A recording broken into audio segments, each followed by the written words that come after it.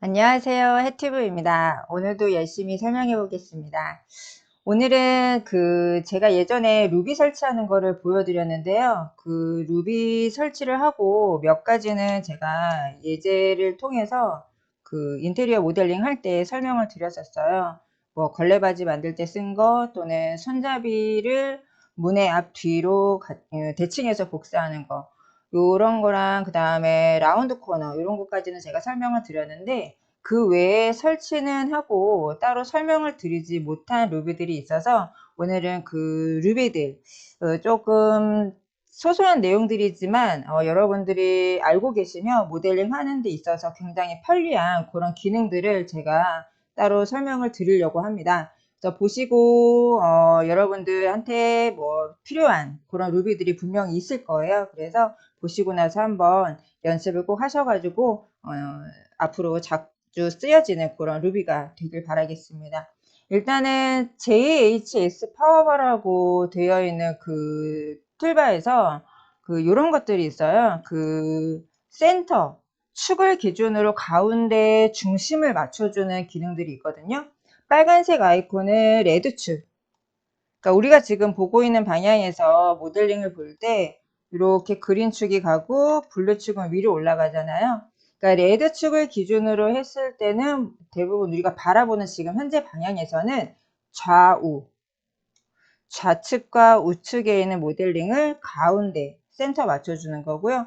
요 녹색으로 되어 있는 거는 그린축, 뒤죠.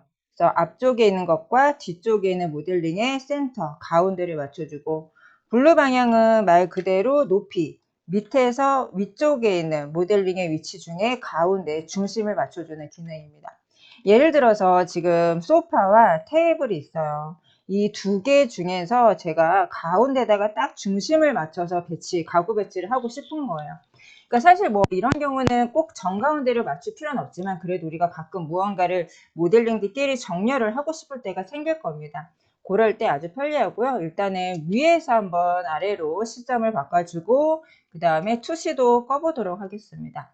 일단 정렬시킬 오브젝트를 선택을 해주셔야 돼요. 모델링을. 그럼 소파랑 테이블 같이 선택해주고 어느 축 기준으로 지금 축 보시면 레드축 좌우에서 현재 모델링 있는 위치를 기준으로 가운데 위치에 서로 만나게끔 맞춰줍니다.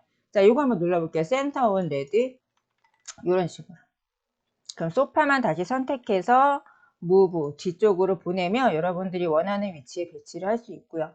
다시 이제 앞 뒤로 나뉘어졌죠. 그린축을 기준으로 두 개 선택해서 같이 선택해 놓고 그린축 기준으로 가운데 그럼 현재 모델링 있던 위치에서 가운데 맞춰줍니다. 자, 다시 위치 바꾸고요. 그 다음에 정면으로 한번 볼게요. 정면으로 위치를 바꿔서 얘를 지금 높이가 나무까지 되어 있는 요거 꽃병이죠. 꽃병까지 기준으로 높이가 구성이 되어 있기 때문에 이거를 센터를 한번 맞추기 전에 제가 꽃병을 잠깐 지워 보도록 하겠습니다. 컴포넌트 들어가서 꽃병만 이렇게 지워보고 수정을 했어요. 그럼 얘네들의 높이가 지금 좀 달라졌죠. 두 개 동시에 같이 선택해서 블루 방향의 센터 해주면 테이블이 살짝 올라갔습니다. 자, 서로가 있는 위치를 기준으로 했을 때 센터를 맞춰주고요. 그러니까 이런 경우에 우리가 또 뭐 하나 궁금한 게 생길 거예요. 이게 모델링 배치하다 보면 나도 모르게 바닥에 맞춘다고 했는데 약간 붕 떠 있을 때가 있어요. 시점을 바꿔서 변경해 보실 때. 그럴 때 높이를 맞춰주는 기능이 있습니다. 바로 옆에 보시면 드롭 앳 레벨이라고 되어 있고요. 레벨이라는 것은 Z축의 높이를 기준으로 했을 때 내가 지정한 높이 값에 맞게 맞춰주는 기능입니다. 지금 왼쪽에 블루축 보이시죠? 지금 이 블루축, 지금 X, Y, Z축, 기본 우리가 작업하는 이 모델링 공간에 축이 원점이 있잖아요. 각각의 축이 만나는 지점. 이 원점이 0이죠. 그 0인 레벨 기준으로 제가 여기 지금 바닥 부분에 100mm 올렸거든요. 근데 얘는 지금 얼만큼 떠 있는지 몰라. 그럼 이 상태에서 사실 무브로 여기에 맞춰서 다시 내리시면 되는데요. 높이를 맞추실 수 있습니다. 내가 지금 작업하는 모델링 공간에 축의 원점, Z축의 원점을 기준으로 했을 때 내가 지금 선택한 오브젝트의 바닥 부분의 높이를 어디까지 맞출 거냐. 그러면 100mm 높이, 현재 바닥이 있는 요 100mm 높이까지 내려오면 되겠죠. 그럼 제가 바로 해보겠습니다. 요거 샵 버튼 들어간 물방울 모양 눌러주시고요. 만약에 여기서 0이라고 누르고 OK를 누르면 엑스레이 모드 잠깐 켜볼게요. 실제로 Z축에 제로인 위치에 오는 거죠. 그럼 다시 눌러서 100 엔터. 아이고, 제가 선택을 안 했네요. 선택하고 이런 식으로 굉장히 편리하겠죠. 그래서 여러분들이 딱 원하시는 그런 Z축의 높이를 기준으로 어딘가의 높이를 딱 위치를 잡아서 모델링을 배치하고 싶다 하실 때는 이런 식으로 물방울 모양 드롭의 랩을 사용해 주시면 되겠습니다. 그 다음에는 이런 거 한번 해볼까요? 패스를 따라서 배치를 하는 건데 모델링을 뭐 패스가 이제 막 꺾여 있을 수도 있고 그죠? 곡선으로 되어 있을 수도 있고 그렇습니다. 그런 부분에 대해서 여러분들이 어떠한 모델링을 따로 배치하고 싶다 하실 때 작업을 해주시면 좋을 것 같고요. 여기 옆에 화분이 하나 있어요.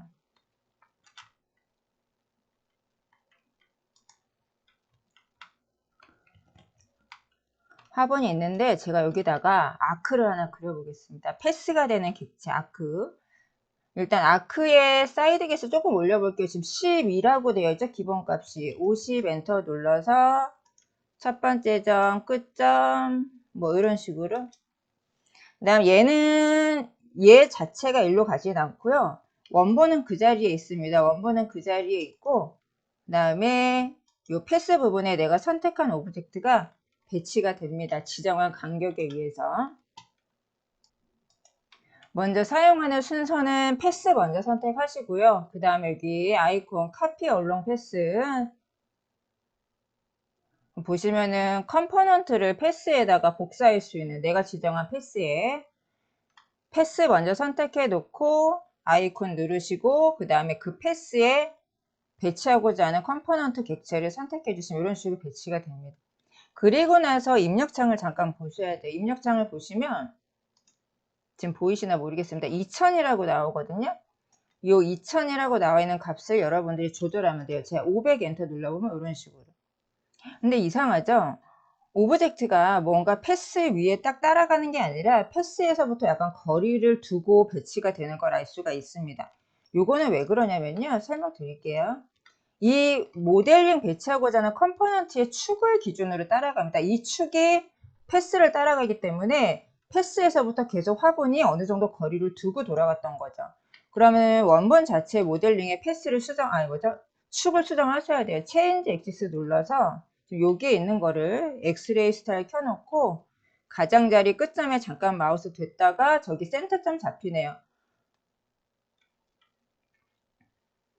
얼른 가서 더블 클릭. 그리고 혹시 모르니까 확인 한번 해볼게요. 더블 클릭 해보시고 축의 위치가 조금 위로 올라갔네요. 다시 한번 해보겠습니다.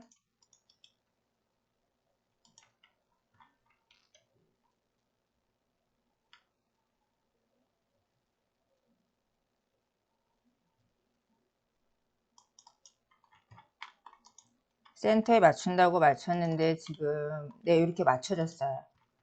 자, 그 다음 다시 패스 선택, 그 다음에 카피 얼롱 패스, 그 다음 따라가게 할 모델링 컴포넌트 선택. 그럼 이런 식으로 센터에 딱 맞게. 간격은 제가 좀 늘려볼까요? 1000 엔터 이런 식으로 하고 엑스레이 스타일을 적용을 해보면 이런 식으로 가운데 정확히 지나가니까 여러분들이 원하시는 모델링을 딱 어떠한 그 영역에 따라서 둘러서 뭔가 배치를 하고 싶다. 근데 하나하나 하려면 이게 또 맞추기가 또 어렵거든요. 그 요번에 또 이렇게 한번 해볼까요? 내가 뭐 라인이 됐건 좀 이렇게 이렇게 들쑥날쑥 하는 이런 거를 따라가고 싶다라든지 아이고 아니면 아크를 그리더라도 여러 개의 아크로 구성이 된 곡선의 형태를 따라가게 하고 싶을 때도 생길 거예요. 이럴 때는 얘네들이 각각의 개별 객체이기 때문에 전부 다 같이 한꺼번에 선택하고 패스 눌러서 아이콘 누르고 그 다음 모델링 선택해도요. 하나의 모서리에다가만 지나갑니다. 하나의 모서리에만. 제가 조금 많이 줄여볼까요? 100 이런 식으로. 그 모서리 하나가 누구를 따라갈지는 아무도 몰라요. 그래서 이럴 때는 지금 이 여러 개 개별 객체로 이어져 있는 이런 선들을요. 하나의 객체로 여러분들이 붙이셔야 됩니다. 결합을 하셔야 돼요. 그 기능도 알려드릴게요. 미러 옆에 있는 슈퍼 웰드라는 게 끝점이 연결되어진 각각의 개별 객체를 하나로 조인시켜주는, 붙여주는 기능입니다. 먼저 연결되어진 이런 선을 먼저 선택하고요. 아이콘만 눌러주시면 끝나요. 그럼 이렇게 하나. 아크 해볼까요? 아크 3개죠? 하나, 2개, 3개. 선택 먼저 하고 아이콘 눌러주면 아무데나 선택해도 하나로 됐죠. 여기다 바로 해볼까요? 곡선에다가. 곡선 선택 먼저 하고 카피 얼렁 패스 누르고 화분 선택하면 이런 식으로 따라가죠. 간격을 1000으로 바꿔주고 엔터. 그 다음에 스페이스바 눌러서 종료하시면 됩니다. 이런 식의 배치를 너무 간단하게 할 수 있기 때문에 여러분들한테 분명 유용하게 작업이 되실 것 같아요. 자, 그럼 그 다음에는 이런 경로 나중에 필요 없으시면 지워주시고, 그 다음에는 프레도 조인트 푸시풀이라는 기능 한번 해볼 겁니다. 자, 제가 아크를 괜히 지었네요. 아크를 다시 하나 그려서 이 아크 자체를 높이를 지정해서 면을 만들고 싶어요. 근데 아시겠지만 면이 없는 상태에서는 푸시풀이 안 되지 않습니까? 그죠?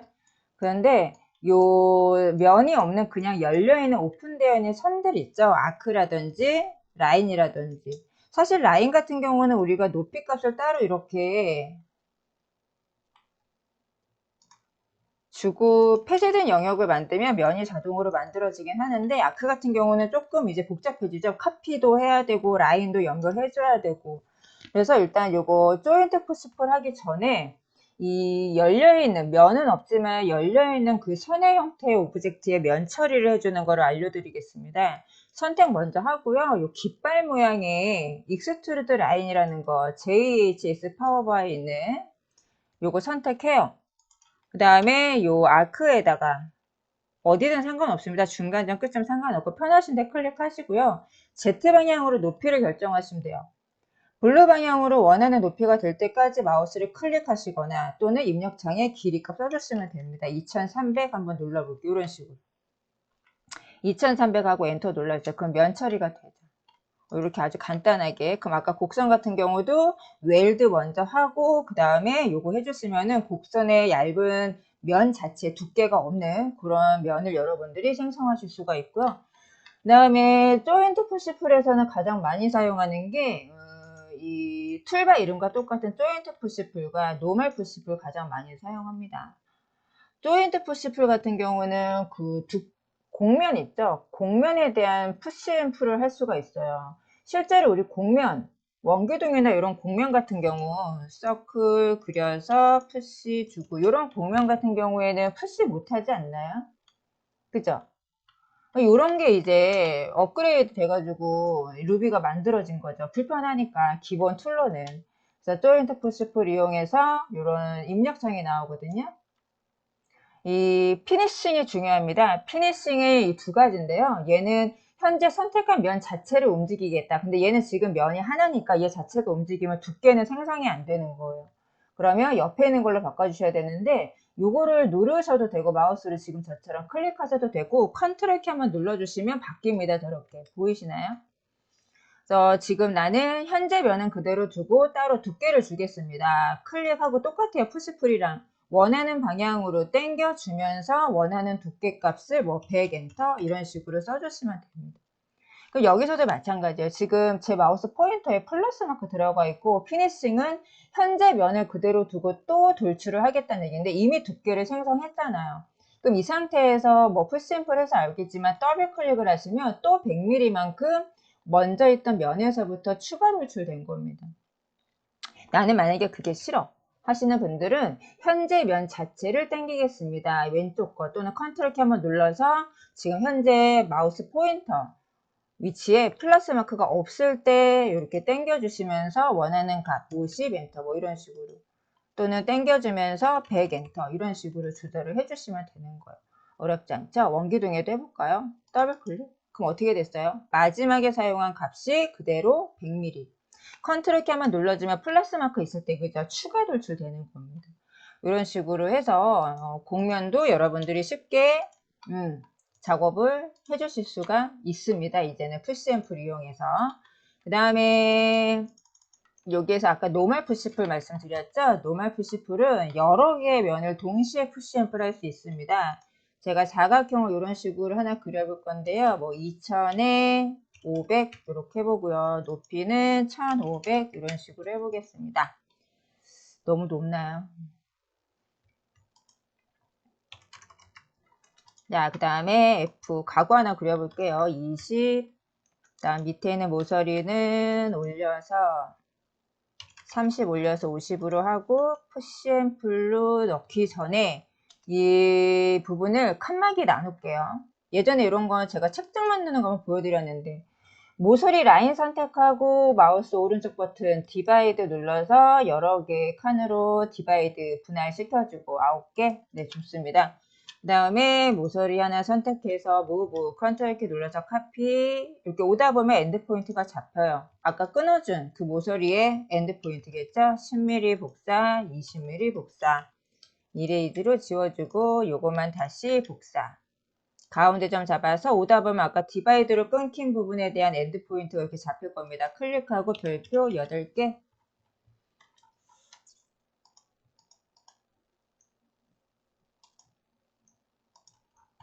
너무 하나 더 많이 했네요. 좋아요. 그럼 예전에 이런 게 있어도 안쪽에 넣을 때 여러 개 같이 동시에 선택해놔도 푸시앤풀을 실행하는 순간 이게 해제가 돼요. 그래서 우리는 그때 이렇게 하나 넣고 더블 클릭 이런 식으로 해서 조금 더 편하게 작업을 해왔었는데 이 노멀 푸시풀을 알고 계시면 한꺼번에 다 같이 푸시앤풀 할 수 있습니다. 선택 먼저 다중 선택 원하시는 면 다 선택하시고 땡기거나 밀고자 하는 면을 선택해 놓으시고요. 노멀 푸시풀에서 저는 밀어 넣을 거예요. 현재 면 자체를 움직여야겠죠. 안쪽으로 450 뭐 이런 식으로 너무 편리하죠. 트리플 클릭해서 메이크 그룹 해주고 원하는 위치에다가 이렇게 배치 해줬으면은 되는 거죠. 네. 자, 그리고 다른 거는 또 이런 게 있었어요. 제가 그때 혹시 저한테 루비 파일 요청하신 분들이 계셨고 그 분들한테 제가 파일을 직접 보내드렸었거든요. 그 파일 안에 퍼지 올이라는 기능과 이런 게 있었습니다. 이거 먼저 설명드릴게요. 모든 루비가 툴바 형식으로 나타나는 건 아니고 익스텐션 메뉴 안에 메뉴로 이렇게 들어가는 애들이 있습니다. 요게 지금 뭐냐면 랜덤 형식으로 화분 하나 복사할게요.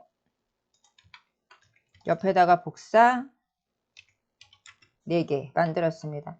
같은 크기고 같은 방향이니까 사실 좀 재미가 없어요.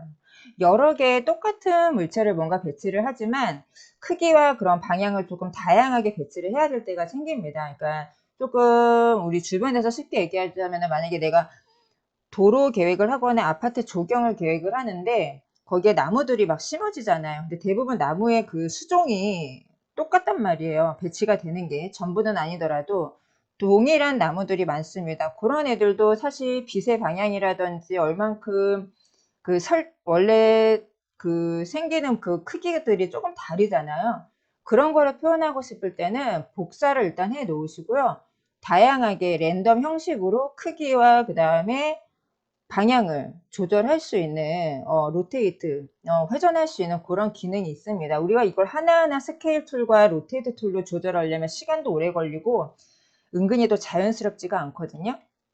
일단 전부 다 크게 조절하거나 회전할 오브젝트를 선택하시고요. 익스텐션 메뉴에 설치되어진 크리스 풀머라는 거 눌러서 스케일 앤드 로테이트 멀티풀 이 유니폼이라고 써 있는 거는 똑같은 크기와 똑같은 로테이트 방향으로 회전되는 거기 때문에 사실 크게 의미가 없어요. 이런 거는 그냥 여러분들이 알고 있는 스케일 툴과 로테이트 툴로 한 번에 그냥 작업하시면 되고요. 랜덤, 밑에 거, 요 랜덤을 우리가 지금 써볼 겁니다.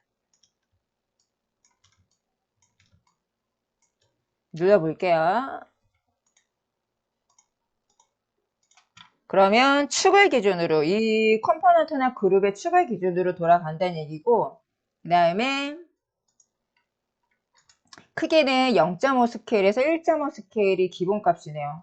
제일 작은 애는 현재 크기를 기준으로 절반, 제일 큰 크기는 현재 크기를 기준으로 1.5배 확대하겠다는 얘기인데요. 조금씩만 제가 줄이고 하겠습니다. 조금씩 어색할 것 같아서 1.2 정도. 로테이션 제일 최소값의 회전값 0도에서 최대값은 자연스럽게 반바퀴만 돌릴까요? 180도? 오케이. 이런 식으로. 그럼 현재 원래 아까 기본 원본에 대한 사이즈 기준으로 작아진 애도 있고 커진 애들도 있고 정면으로 위에서 볼까요? 위에서 봐도 마찬가지죠? 방향이 다 달라 지금 그죠? 약간씩 돌아간 걸 알 수가 있고 정면으로 돌려보면 높이도 다 다르다는 걸 알 수가 있습니다. 이런 식으로 배치를 해주시면 훨씬 더 자연스럽게 여러분들이 작업을 하실 수가 있고요.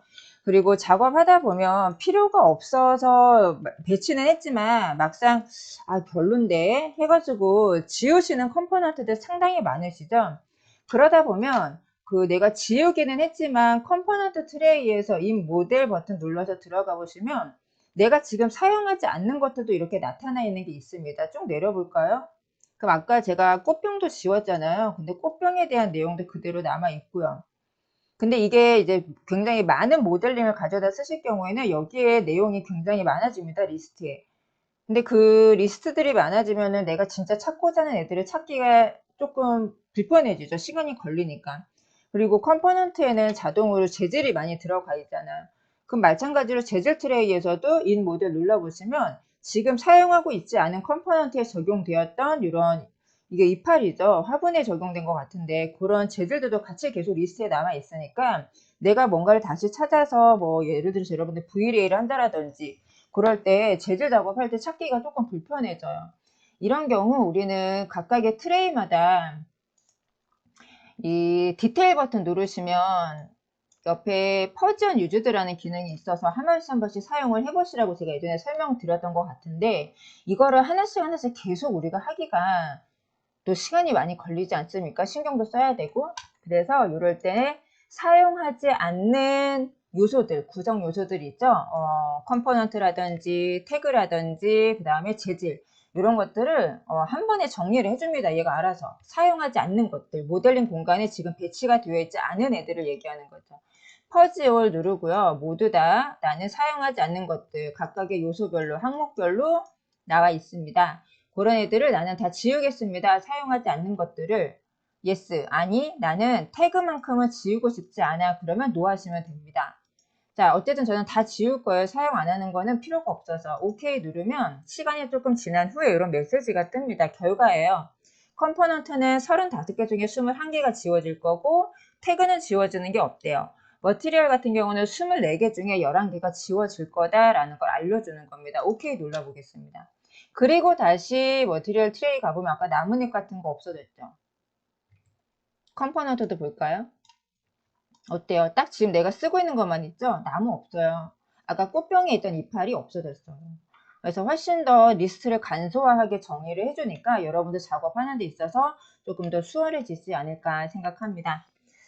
자, 그래서 이번 시간에는 루비에 대해서 조금 더 자세히 설명 안 드렸던 것들 위주로 설명을 드려봤고요. 어떠셨는지 좀 도움이 되셨는지 모르겠습니다. 제가 밑에 설명란에 이메일 주소 적어 놓을 테니까요. 혹시 루비가 아직도 없는데 설치를 해야 된다. 필요하신 분들은 제 이메일로 요청 메일 보내주시면 제가 오늘 설명드렸던 루비들 포함해서 자주 쓰는 거 같이 보내드리도록 하겠습니다. 네, 오늘 하루도 행복한 하루 보내시고요. 끝까지 영상 시청해 주셔서 감사드립니다. 좋은 하루 보내세요.